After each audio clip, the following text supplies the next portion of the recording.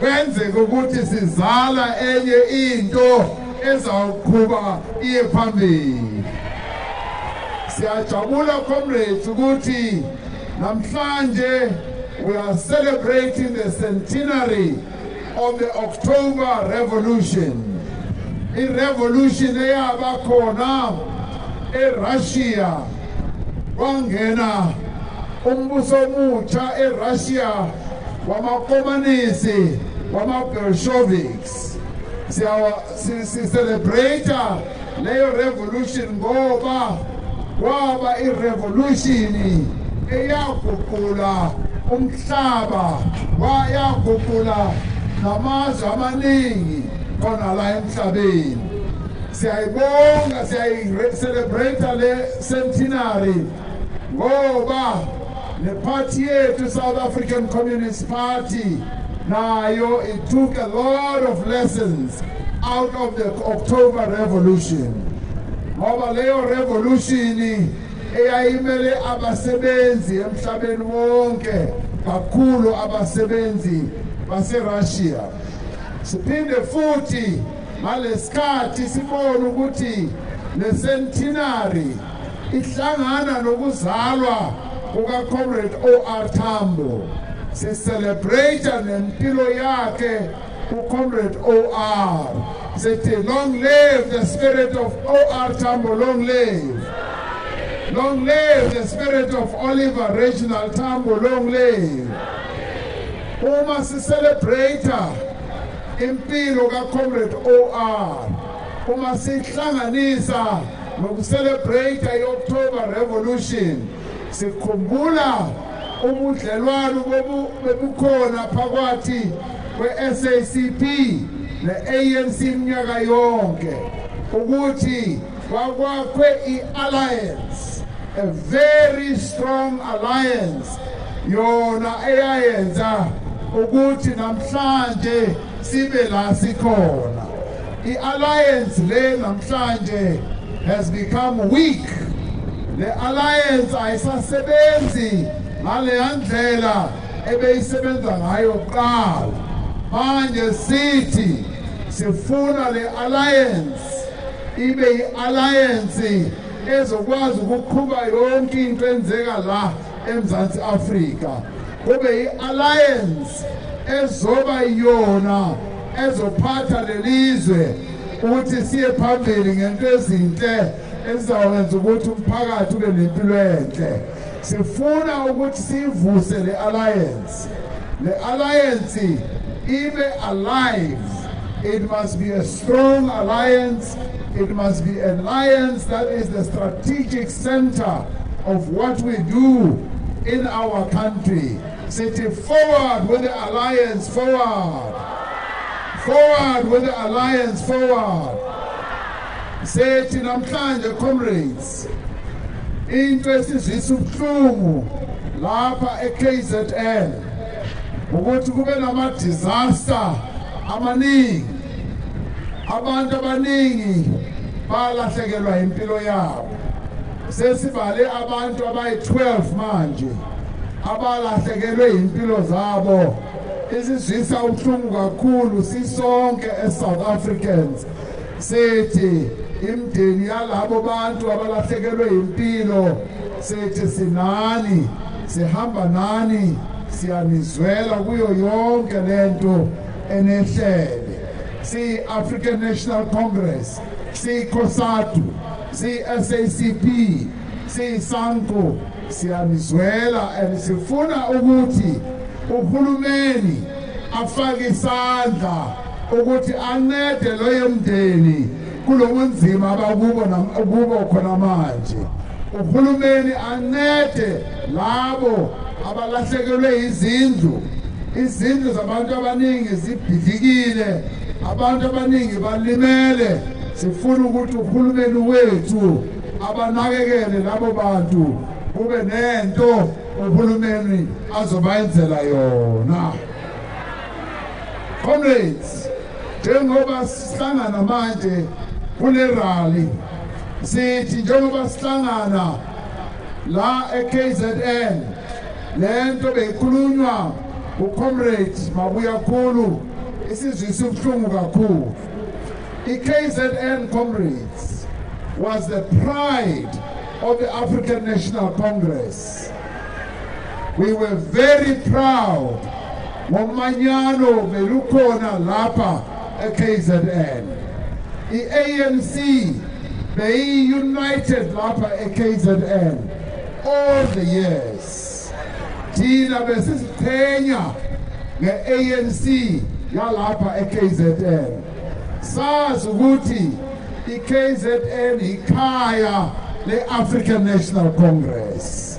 Sazi futhi ukuthi la eKZN yona iKZN efundisa amanye ama-province izinto ezinhle ezifanele ukuthi zenzeke ku-African National Congress. Manje since 2015 umanyano belukhona lapha eKZN luyelwabhidlika ngendlela engazange isijabulise, kusiphatha kabi kakhulu lokho. Manje yes kuyiwe enkantolo, yes kuye kwaba ne-conference, sithi okwamanje sifuna ukuthi i-ANC lapha eKZN ibuyele kulesiya simo ebe ikuso, isimo sokumanyana, isimo sokuthi i-ANC ibe leyanto ebesiyazi ukuthi the ANC in KZN is strong. So for that reason, comrades, we welcome the discussions that are going on amongst our comrades here in KZN. We are hopeful that those discussions are going to lead to the forging of unity here in the KZN, so that the ANC in KZN can be restored once again to a situation of unity where the leadership will be united, where the membership will be united, where the branches of the ANC will be speaking with one voice. Logo sifuna ukuthi kwenzeke lapha eKZN, and kwenzeke this year. We want that unity to happen in KZN this year. Logo comrades sikusho ngoba yabona i-disunity ekhona lapha, it is only serving to reverse the gains that we have made as a movement. We have made big gains. We have made tremendous gains. We have transformed the lives of our people. For as long as the ANC is disunited here in KZN, we will not be able to fulfill the promise that we've made to our people. Ngoba abantu bakithi bafuna i-ANC emanyene. They want a united ANC because only a united ANC can tackle the burden of poverty. Only a united ANC can tackle the burden of inequality and unemployment. Abantu abaningi bakithi abasebenzi njengamanje. Abantu abasha abayitholi imisebenzi. Bangena isikolo bathola ama-qualifications, bathi mabeqedile bangayitholi imisebenzi. Lokho kuzawuqhubeka uma i-ANC ingamanyananga. Lokho kuzawuya phambili if we remain disunited. It is therefore imperative for us as the African National Congress to forge unity, to do as much as we possibly can. And in order to forge unity, comrades, yes, there's got to be give and take. There's got to be compromises. You cannot try to forge unity by insisting that your position is the only position that is correct and you want to stick to your position. We can only forge unity if we have deep understanding for each other.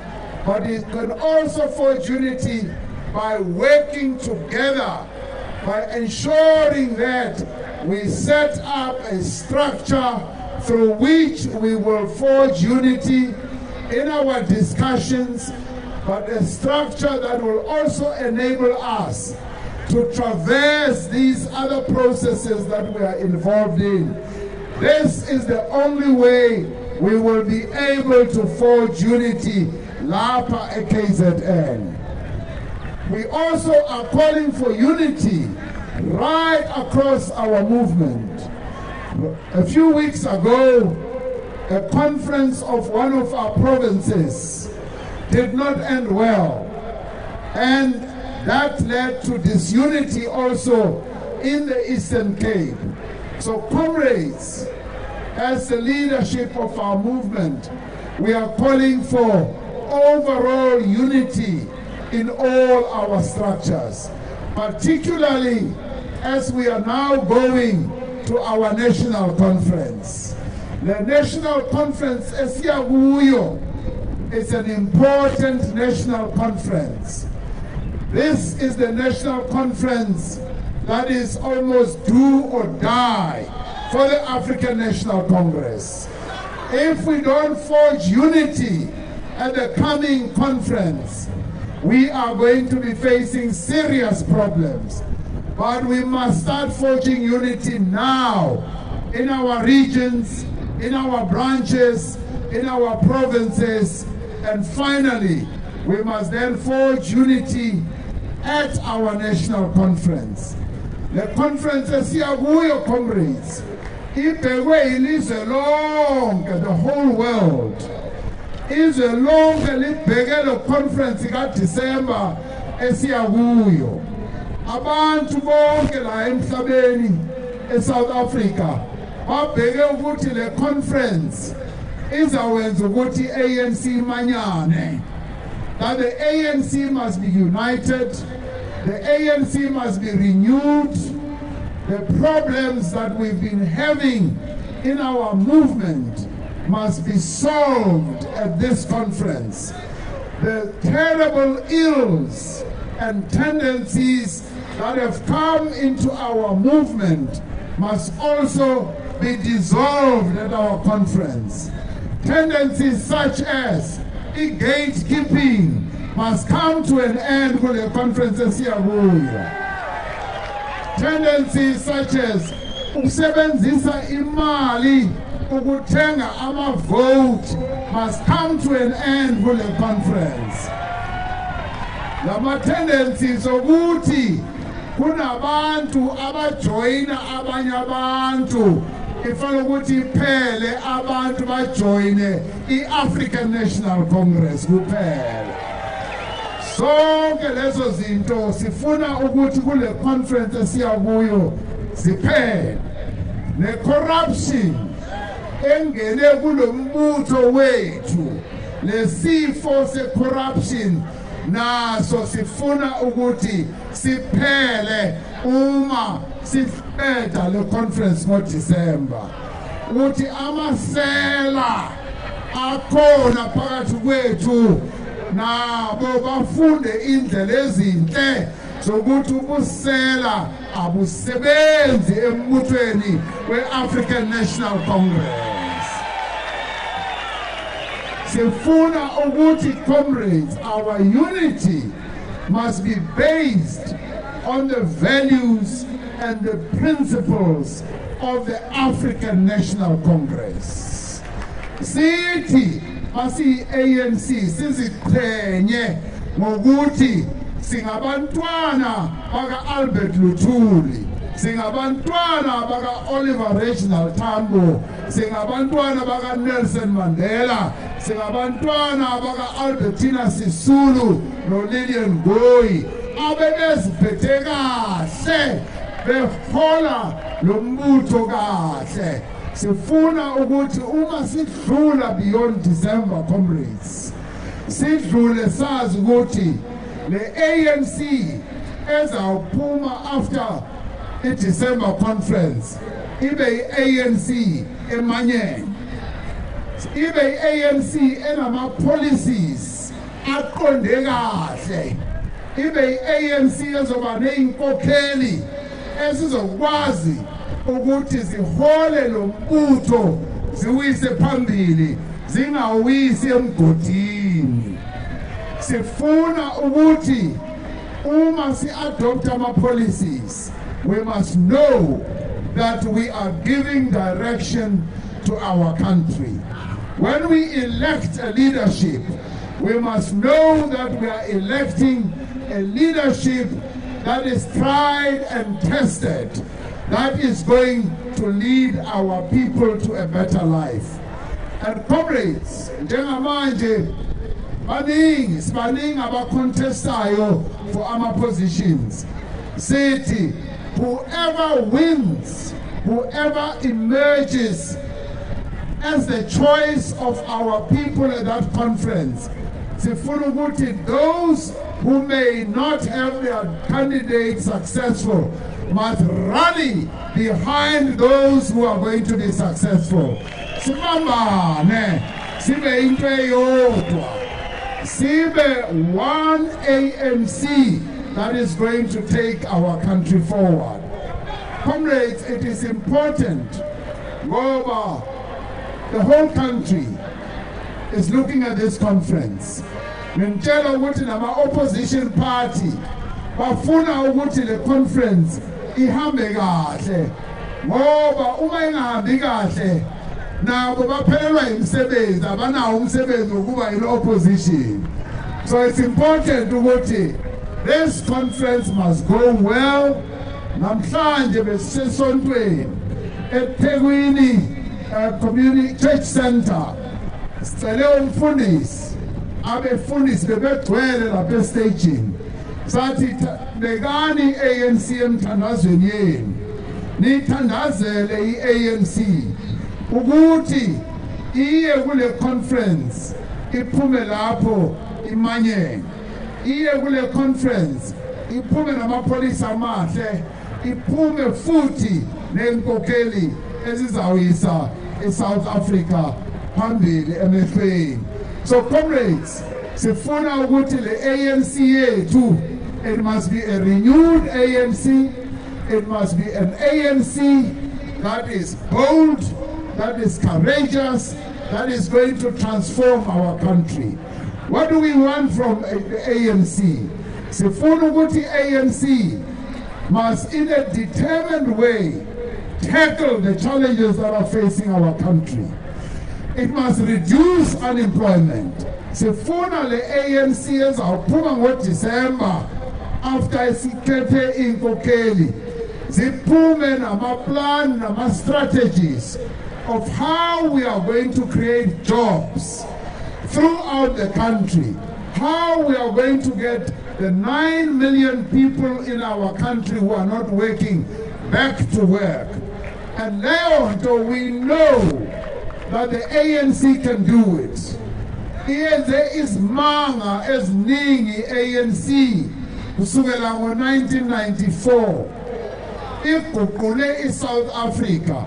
Sithi namanje iANC can do the same. Sifuna iANC ezowakha imisebenzi. Sifuna iANC ezovimbela labo abasemsebenzini ukuthi bangadilizwa emisebenzini, abantu bangalahlekelwa imisebenzi yabo. Sifuna ama-retrenchment angasabikho. Sifuna amalungelo abasebenzi, the working class, who have been the strong force that has delivered our freedom. The federation was formed here. Uma besiqala ikhosatu, sathi ikhosatu izawulwela amalungelo abasebenzi alongside with the ANC. Namanje sisasho njalo. Sithi the working class must be protected. The rights of working people in our country must be promoted, and that is why sibonga ikhosatu ukuthi ikhosatu yasilekelela si alliance ukuthi namhlanje sine national minimum wage. Siyayibonga ikhosatu ngoba they stayed true to the cause. Namhlanje sine national minimum wage ngenxa yekhosatu. Siyayibonga ikhosatu. So kubalekile comrades ukuthi abantu abasebenza ema-factory, ema-farm, ezindlini, ema-shop, ezimine, noma basebenza phi, i-ANC-led government must protect their rights. It must make sure it upholds their interests, because it is the working people in our country who have built South Africa. They have made South Africa what it is today. The South Africa scenario iyakhwe ngezandla zabasebenzi, iyakhwe ngegazi labasebenzi. That is why City we will walk side by side with COSATU, yes, with our working people, so that their rights must be protected. Kwamina nje ne background yami ephuma National Union of Mine Workers COSATU, I will always make sure that the interests of abasebenzi they are protected. That I will always make sure. Comrades, sifuna ukuthi nabantu abasha bathole imisebenzi. Sifuna ukuthi the economic transformation esikhuluma ngayo kungabi economic transformation that is empty. We are not talking about slogans. We don't want to be making empty statements. We want to be clear, it must be understood that we have had 23 years of democracy in our country. We have reaped the fruits of democracy in terms of our human rights, in terms of democracy, but our people are hungry to reap the economic fruits of the democracy they won in 1994. Sifuna ukuthi umnotho wakuleli lakithi, comrades, kube umnotho ozosebenzela bonke abantu. Kungabi umnotho ozawusebenzela labo nalabo kuphela, okanye ezawusebenzela imndeni ethize eyaziwayo ekhethwe ngabantu abathize.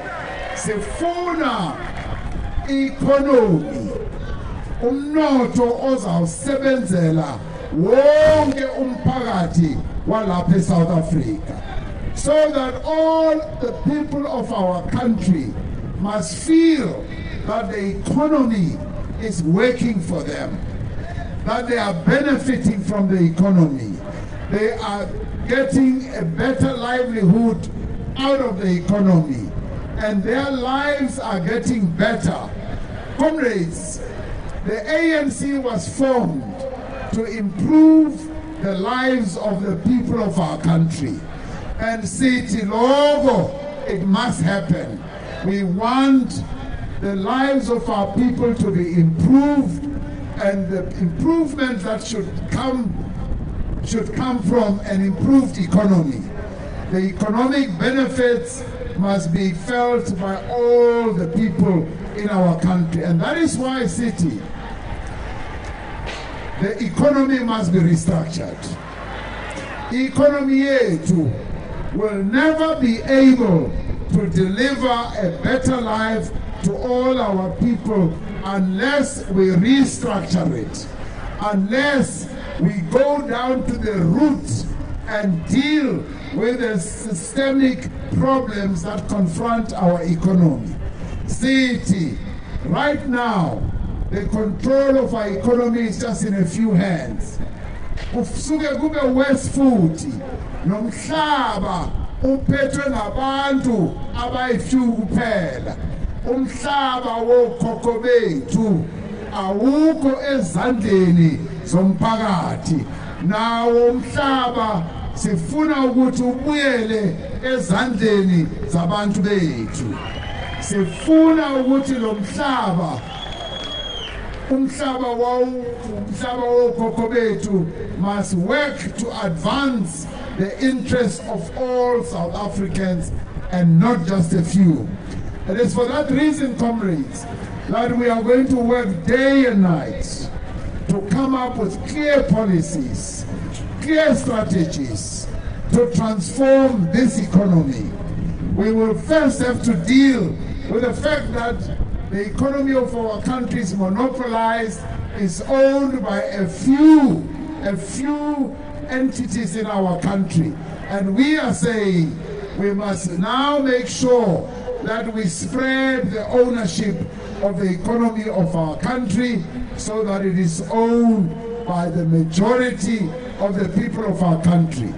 Comrades, the other part that we've got to address are our state-owned enterprises. Thina singumphakathi wala eSouth Africa.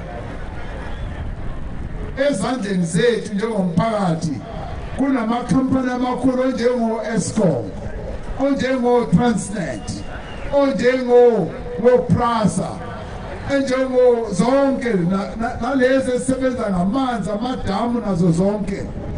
Zonke lezo okwamanje sithola ukuthi azisebenzi ngendlela efanele, azihambi ngendlela eqondile.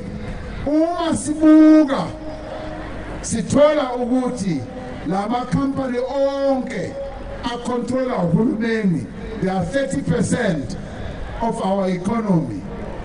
Uma sibhekisisa kahle sithola ukuthi kulahleka imali eziningi.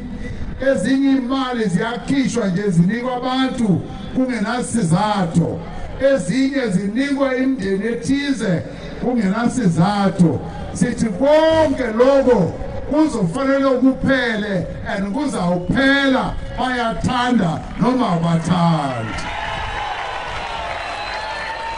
We are going to make sure that our state-owned enterprises are going to work properly. They are going to have the right people working in them. They are going to have the right policies. They are going to have absolutely fantastic financial management, and corruption will be brought to an end in our state-owned enterprises. Lokho siyakusho without any fail, bayathanda noma abathandi noma abathandi kuzawenzeka ngoba kufanele ukuthi siqede i-corruption in all those state-owned enterprises. Comrades, sifuna le economy ukuthi siqhube kahle. Sifuna ukuthi imfundo, education, the education of our young people must work so well. We want our young people to get skills.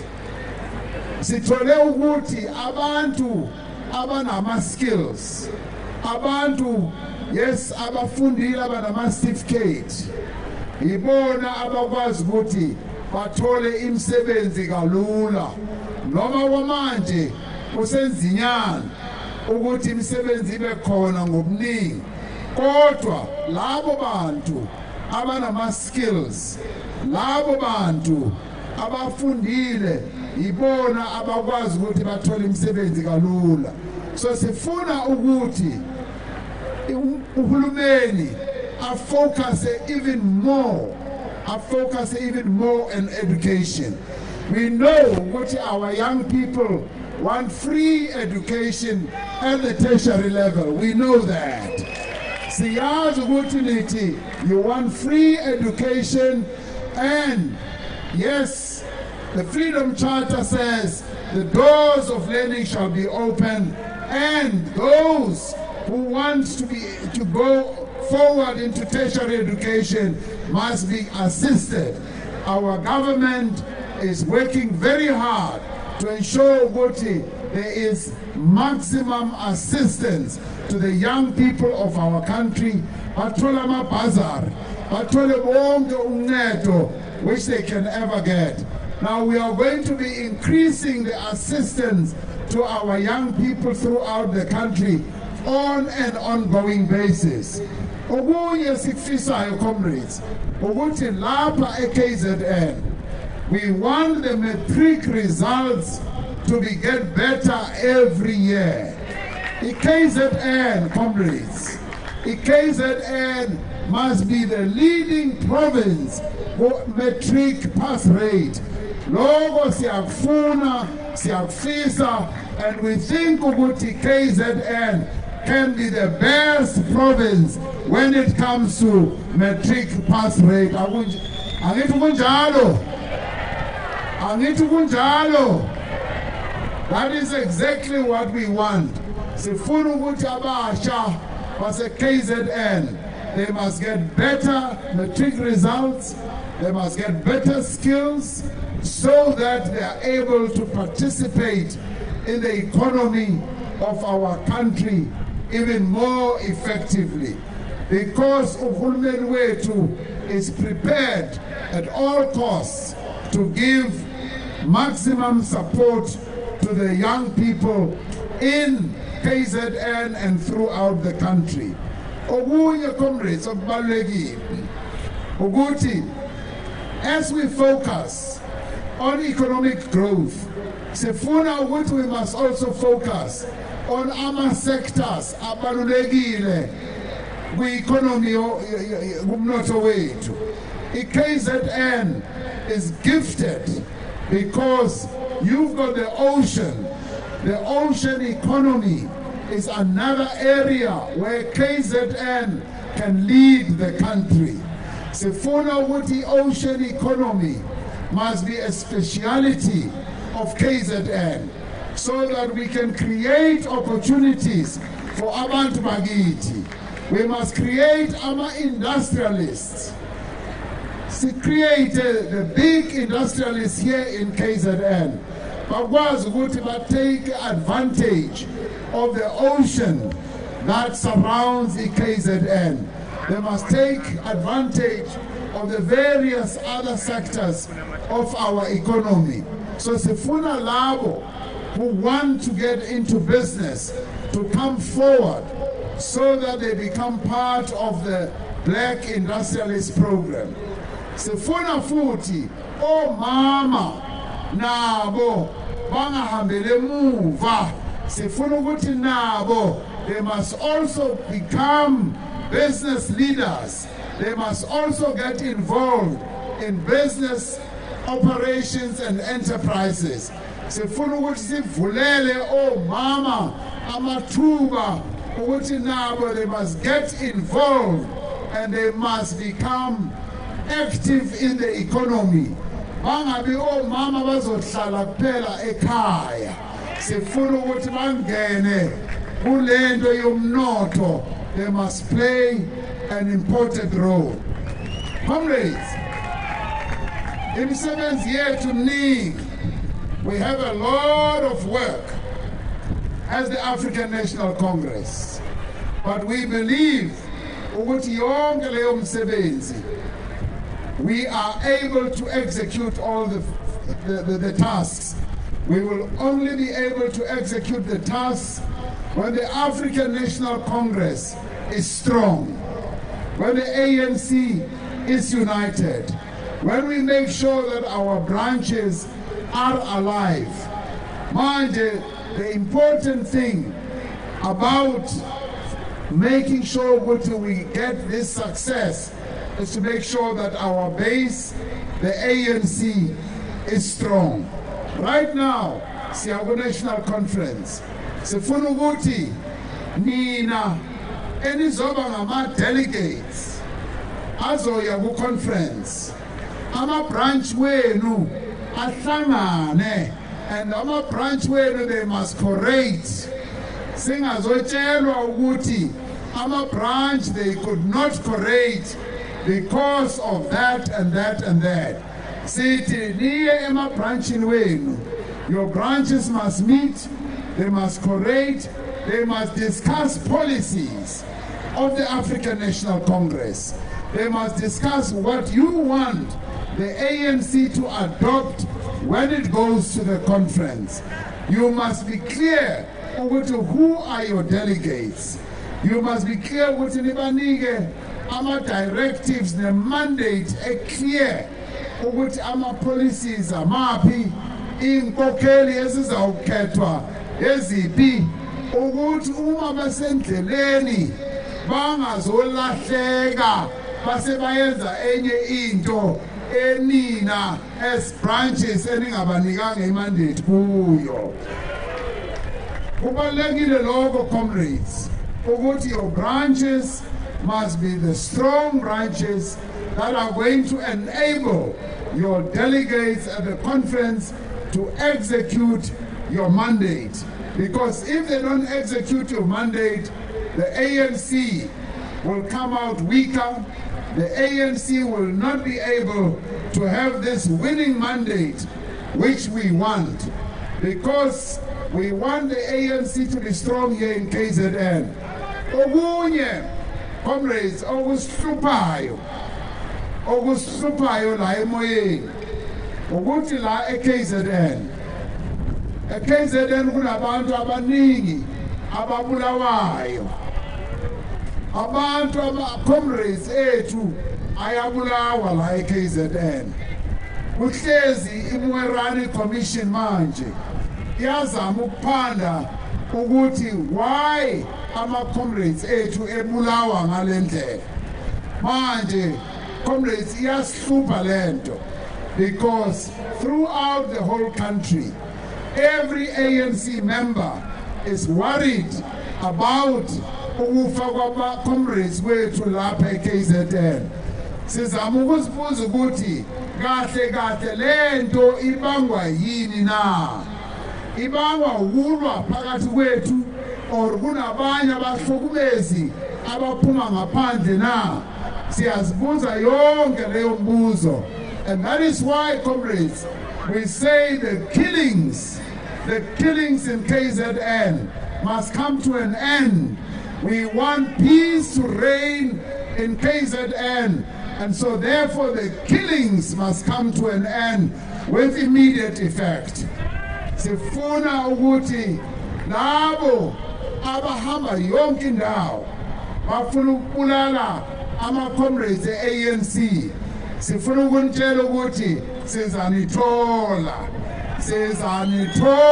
la nihamba khona. We will get you. Ngempela sizanithola ngoba lento eniyenzayo imbi, ayilunganga lento eniyenzayo, kodwa uNkulunkulu uyazi ukuthi sizanithola ngelinye ilanga and sizanifaka endleleni. Comrades, it's important that peace should reign here in KZN. It is important that it should reign as we respect each other, as we embrace each other, as we find ways of working together. And akufanele ukuthi uma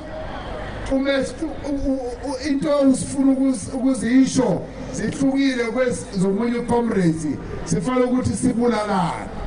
Akufanele ukuthi uma mhlambe une view ehlukile komunye comrades ufanele ukuthi umbulale okanye umkhiphe ku-ANC. I-ANC is our home. It's our home, sisonke, all of us. This is our home, and we must preserve our home and make it a homely place.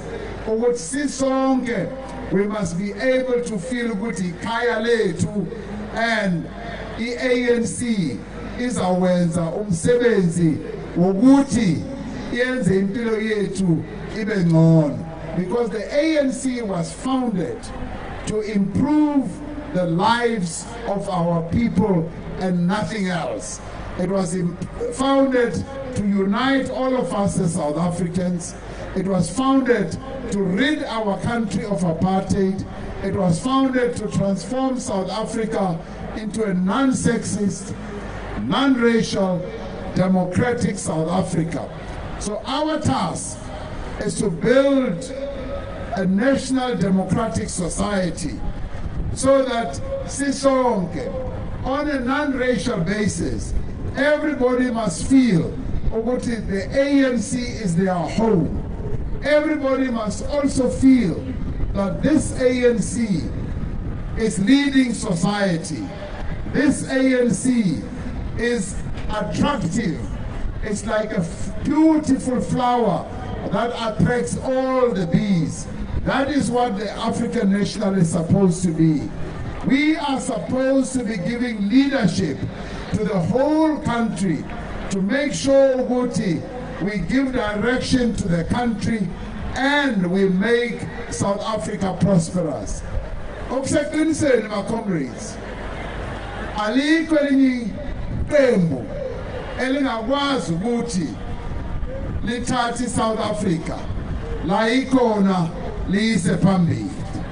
Alikho elinye iqembu elizokwazi ukuthi likhiphe iSouth Africa kulesimo esikuso somnotho weak esise phambili. Only the ANC is the hope of this country. Aliko elinye ithemba. The ANC is the only hope we have. And that is why, comrades, sithi sifuna ukuthi ANC imanyane. Inkokeli the ANC nazo zimanyane. Now, comrades, we talk with respect to all our members. We talk with respect to all our leaders. And as the ANC, we say we must be respectful to our leaders, even if we may differ in whatever way. And singatugani, there must be no insults, there must be no disrespect amongst us. Now, recently, kube nesinye isithombe esavela siyenze umuntu wathi uMabhulu waveza isithombe esibi kakhulu esibonisa upresident wethu noComrade Nkosazana Zuma ngendlela embi. And I want to stand here and condemn disrespectful things like that are done to the leadership of the ANC and to the membership of the ANC. I stand here to condemn because some things, comrades, should not be done. There must be a limit of what we can do and what we can say against each other.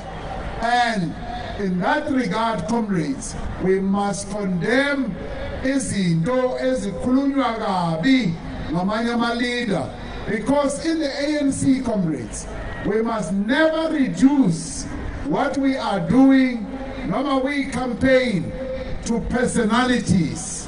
Singaze singene kule area yokuthuka abantu or inkokeli at a personal level. We must deal with their policy positions. We must deal with what they are saying in regard to a policy. We must never descend to being insulting and doing ama drawings, amabi kanjalo. So leyo drawing every eyavela on social media, I condemn it in the strongest terms. And having said that, I also welcome those comrades who will always defend the African National Congress, who will always defend what the ANC stands for. And namhlanje, comrades, mangiyogcina manje ngithi I welcome ukuba khona la kule rally, and ngiyanibona nibaningi lapha kule rally ngoba le rally ibizwe YCL irally ye-alliance. Ngiyanibona ukuthi nifake ama-t-shirt engaboni kahle ukuthi kubhalweni kuwo. Angiboni kahle, amehlo wami awasaboni kulamalanga. Ngiyabona ukuthi nigqoke ama-t-shirt athize. So namhlanje sithi i-National Executive Committee, comrades, iyenze i-decision yokuthi when we go to ANC meetings, uma siya kuma meetings e-ANC qobolwayo, senze sure ukuthi asigqoki izinto ezizawubonisa ukuthi sisupporta eyiphi candidate. Senze sure ukuthi asifaki impahla noma siculi amaculo abonisa ukuthi sisupporta eyiphi candidate. Lokho sikusho ngokuthi sifanele ukuthi simanyane sibe into eyodwa. Kodwa ke ngoba lapha i-YCL, ngoba lapha i-alliance, ngizovala amehlo wami ngoba ngiboni kahle namhlanje ukuthi nigqokeni. So comrades, it is important, kubalulekile ukuthi si-African National Congress, we must be disciplined. Yabona into engiyithandayo ngama-communists. Ama-communists, right from the time the Communist Party of South Africa was formed in the 20s, they were disciplined. Throughout their history, the communists have always been disciplined. And they were disciplined in a way where the ANC had to learn a few tips from the Communist Party. Today, the SACP. Yes, we must learn from the SACP. Sifunde into discipline. So Tinage, as the African National Congress, and indeed as COSATU, as SANCO, we must also learn to be disciplined. Namhlanje sibhiyoza le October Revolution, but at the same time we are joining the South African Communist Party in their Red October campaign. Siyaba joiner and we support this campaign. Kakulukulu, when it comes to embarking on a campaign against violence against women and children, Siyaba supporter, city they've taken up a good campaign. Our comrades, South African Communist Party comrades, they always embark on our campaign amate. They are very revolutionary and they are very clear politically, and we support them in the campaigns aba embarka kuzo. And similarly, sifuna ukuthi i-alliance isebenze kahle. Uma iSANCO nayo iembarka ku campaign, we must also support SANCO in their campaigns. When COSATU embarks on campaigns, we must also support COSATU who campaign yabo. A few weeks ago, na supporter COSATU throughout the country uma benza campaign against state capture. Nama supporter ngendlela enhle kakhulu. So similarly, uma ne-ANC iembarka ku campaign zayo, nayo sifuna ukuthi alliance isupport i-ANC. Lokho comrades, sikusho ngoba sifuna ukuthi i-alliance ibe i-alliance ephilayo. Ingabi alliance on paper only. It must be an alliance that is alive. It must be an alliance that ensures that we move forward with the transformation process. It must be an alliance that is going to ensure that we reduce poverty, we reduce unemployment, we reduce inequality in our country. Lo umsebenzi not only of the ANC but umsebenzi we-alliance. Uma i-alliance isebenza kahle, we will be able to rid our country of unemployment. We will be able to rid our country of corruption. Yabona comrades, uma sebenza kahle sonke, amasela laba batshontsha imali bazawubaleka bayongena emgodini ngoba i-alliance izobe ibaleka, i-alliance izobe iphezu kwabo. So it's important that this alliance must work well. Mina, what I want is that this alliance must work so well every step of the way. I-alliance kube yiyo ezoba i-leader i-transformation process yethu. Ibe i-alliance abantu bethu babe sure ukuthi i-alliance ezoba iphuma nama-strategies yokwakha imisebenzi. Because you see, comrades, the ANC does not have the monopoly of wisdom. It does not have a monopoly of all the best strategies.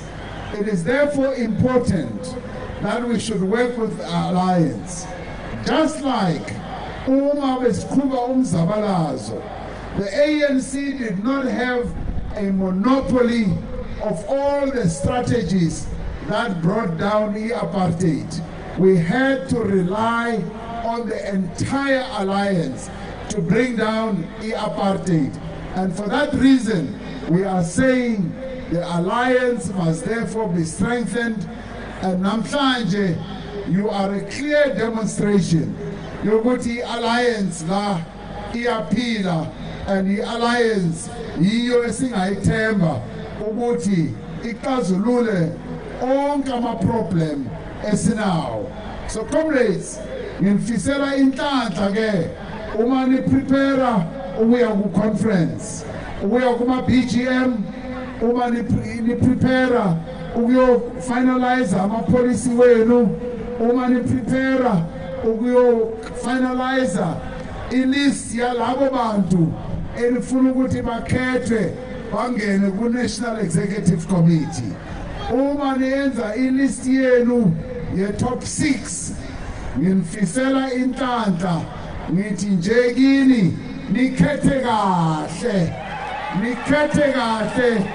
nazi ukuthi uma nikhethe inkokheli ezizokwazi ukuthi zithathe lelizwe zilise phambili. Inkokheli enizawuzithemba, inkokheli enaziyo ukuthi zizanisebenzela.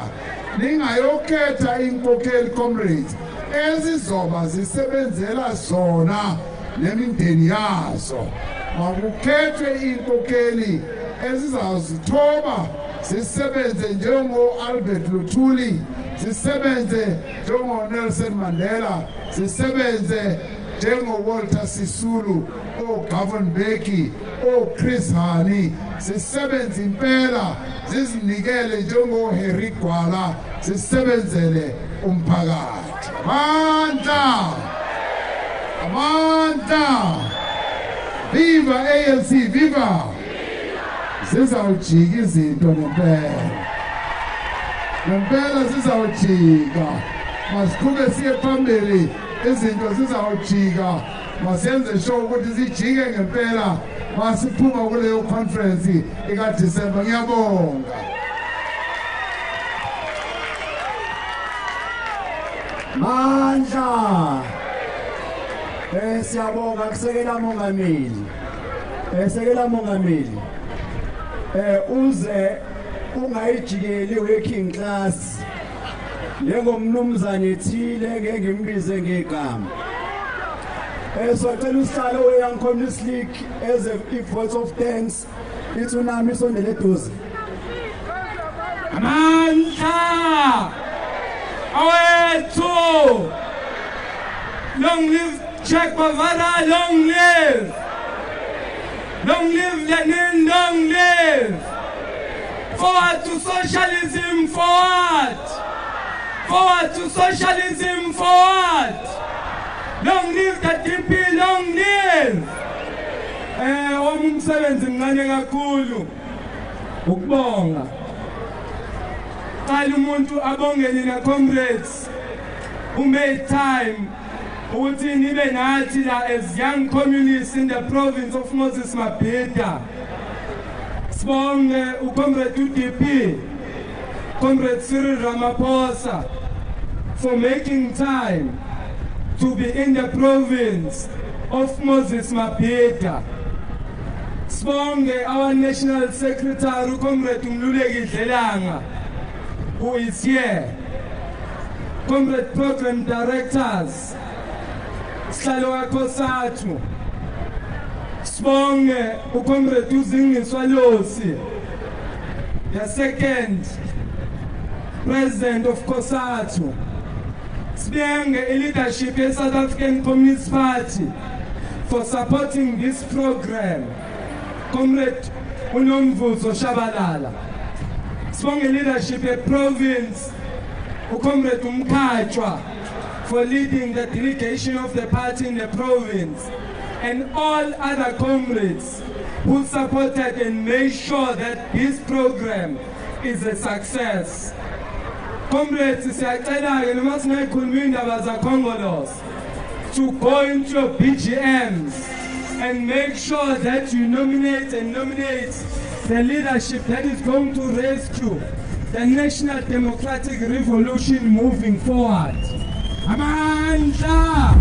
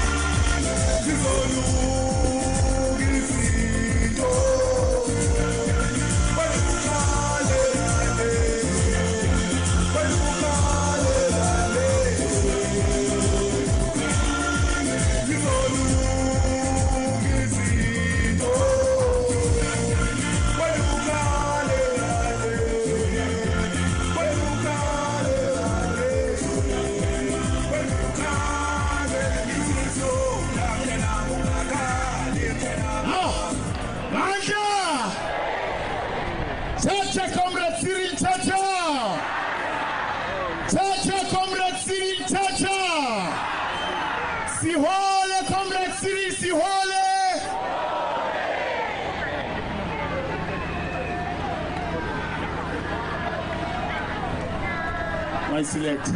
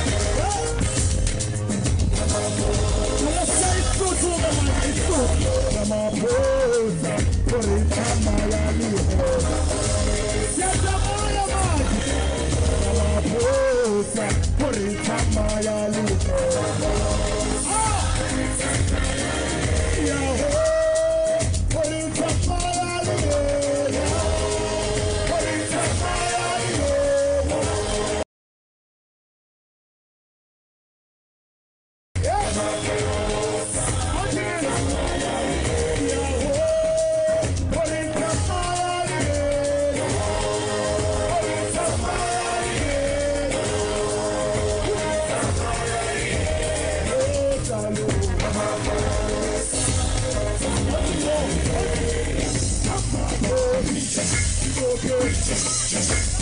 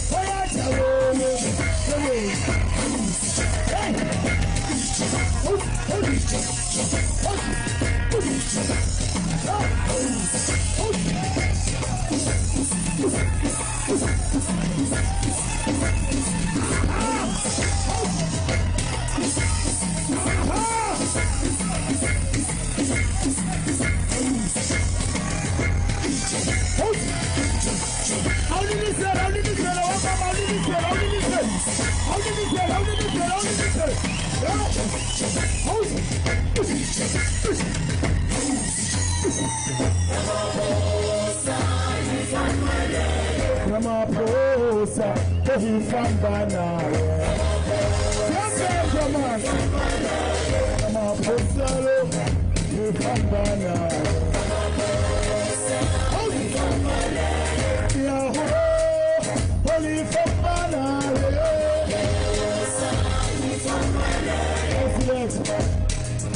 Ehifamba nawe. Tata, comrade Cyril, Tata! Sihole, comrade Cyril, Sihole! I see that.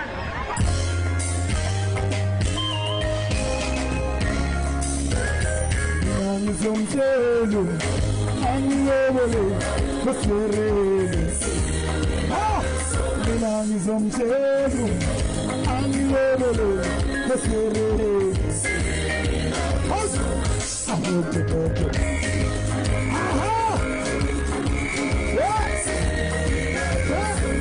I hope you know it. I hope you know it. I'm from Durban. I'm Durban. I'm from Durban. I'm